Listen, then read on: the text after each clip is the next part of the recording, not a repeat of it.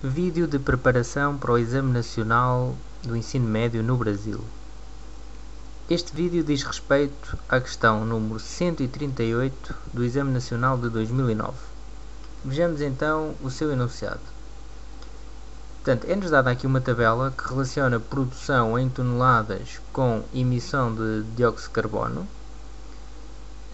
em partes por milhão, e estão a pedir que calculemos a taxa média de variação e depois ver se está entre que valores é que ela se encontra. Bom, relembrando a taxa média de variação, o que é que nós sabemos da taxa média de variação num intervalo? Eu vou aqui relembrar alguns conceitos. Então é assim, a taxa média de variação num intervalo AB qualquer, não é? É dada por isto: f de B menos f de A. Portanto, estamos a supor que há uma função, não é? Eu já vou representar graficamente. B menos A. O que é que isto quer dizer em termos gráficos? Uma vez que analiticamente pode parecer tudo um bocado esquisito. Então é assim, vamos supor que temos aqui uma função qualquer. Ok? Temos aqui um ponto A, vai ter então aqui uma imagem, um f de A, não é? Temos aqui um ponto B, vamos aqui marcar um ponto B qualquer. Vai também ter aqui uma imagem, f de B.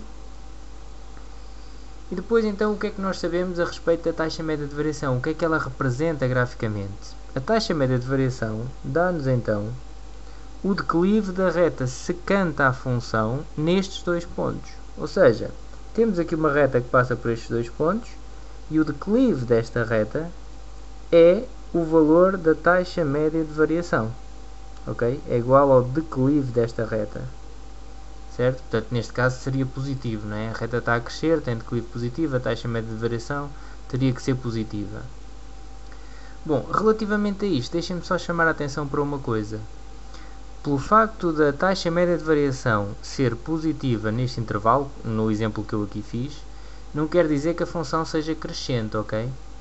No intervalo todo, porque reparem, este exemplo, a função aqui decresce aqui um bocado e depois cresce. Portanto, se a taxa média de variação é positiva, tudo bem, a função vai ter que crescer, vai ter que ficar maior, mas ela em determinado momento pode crescer.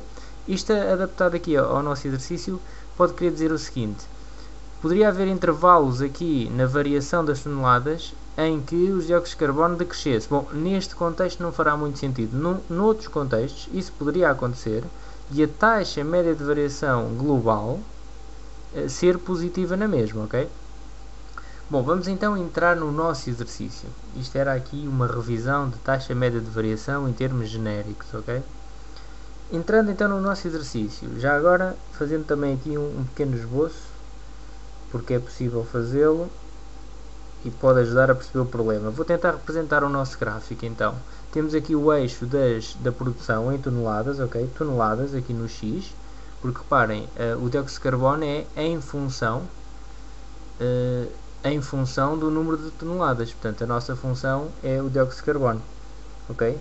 Vamos pôr aqui ppm, que é a unidade de medida que nos estão aqui a dar, partes por milhão. Ok, vamos marcar aqui dois pontos, o ponto inicial, então 1,1, vai ter aqui uma imagem de 2,14. Depois temos os valores aqui no meio, 1,2 e por aí fora, até ao 2. O 2 vai ter aqui uma imagem de 4. Ok.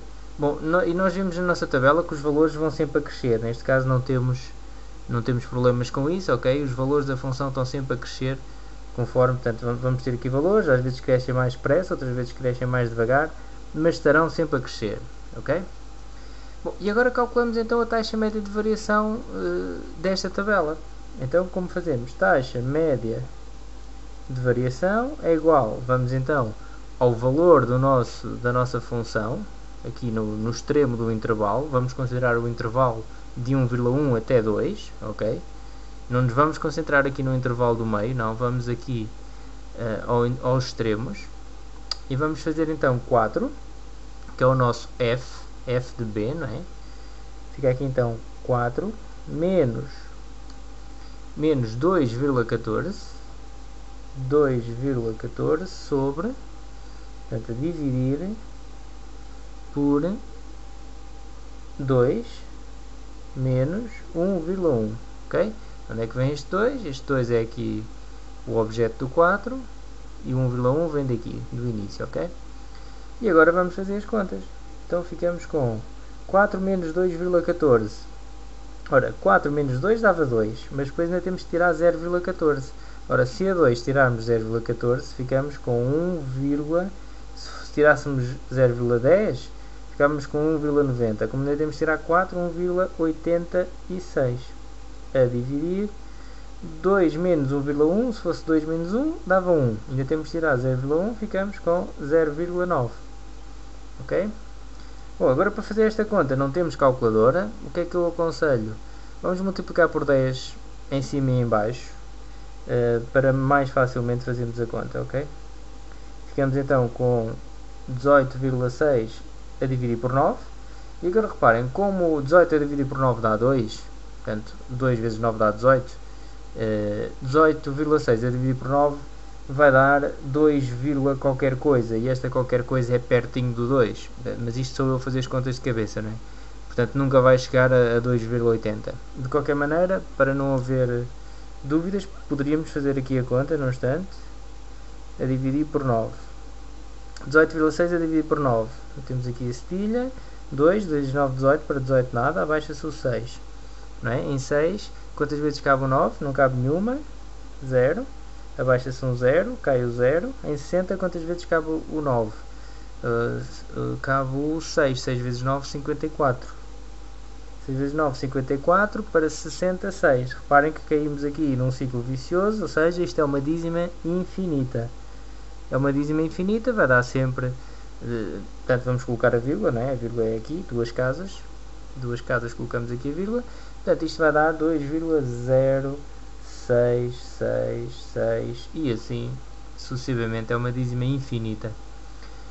E pronto, temos então aqui o nosso resultado, a taxa média de variação dá 2,0666 e a resposta é aqui a resposta D. Ok? Então até uma próxima.